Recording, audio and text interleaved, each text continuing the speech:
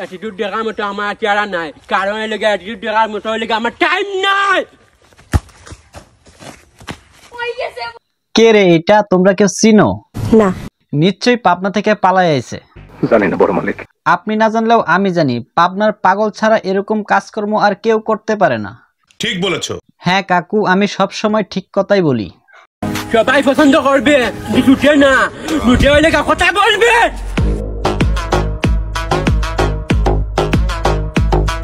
আচ্ছা তুই টিকটক করবি, টিকটক কর, তাতে আমার কোনো সমস্যা নাই, কিন্তু তুই এরকম ব্যাঙের মতো লাফাস কে? তোর কি মির্কি ব্যারাম আছে নাকি? আমরা লগে লেগে জ্ঞান দিতে আইও না, আমরা ঠেকাই চলি, খেউরা ঠেকায় না। দেখো না অবস্থা কেমনে লাফায়, লাফায় মনে হয় আকাশে উঠা যাইব। খেউরা ঠেকায় না। ভাই থাম থাম, পাউডা জানি কোন সময় বাইঙ্গা যায়। আহারে কি কোন? ভাই উপদেশমূলক একটা কথা বলি শোন, বান্দরের মতো এভাবে লাফায়া মানুষকে বিনোদন দেওয়ার কোনো দরকার নাই। মানুষ তোর ভিডিও দেখে মজা নেয়, যেমন মজা বান্দরের কাছ থেকে নেয়। গেঞ্জাম মারামারি বাড়ো না ভাইয়া, না হইলে আমরা কিন্তু কম না। কি কস? আবার কত একটু শুনি।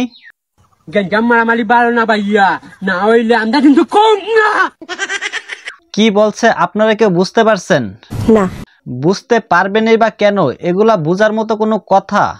নর্মাল ভাবে বললে তো একটু বুঝতাম। কি একটা কইয়া বান্দরের মতো লাফ মাইরা যে একটা পাট লয়, যেটা দেখে আমার হাগু ডাইরেক্ট হয়ে যায়। পাবনার দারোয়ানদেরকে আমার একটা অনুরোধ, এই ধরনের পাগলদেরকে বেশি করে নজরদারি করে রাখবেন। আপনাদের এই দায়িত্বহীনতার কারণে আজ আমাদের এইসব পাগলের অত্যাচার সহ্য করতে হচ্ছে। ভাই আপনারা যদি ভেবে থাকেন তার শারীরিক গঠন নিয়ে আমি কথা বলছি, তাহলে আপনারা ভুল। আমি তার কোনো শারীরিক গঠন নিয়ে কোনো কথা বলি নাই। আসলে সে টিকটক করে, তার টিকটকের অঙ্গি ভঙ্গিগুলো এরকম যে তাকে টিকটক প্রতিবন্ধী বলা হয়, কিন্তু কোনো শারীরিক প্রতিবন্ধী এখানে বলা হয় নাই। কথা সত্য।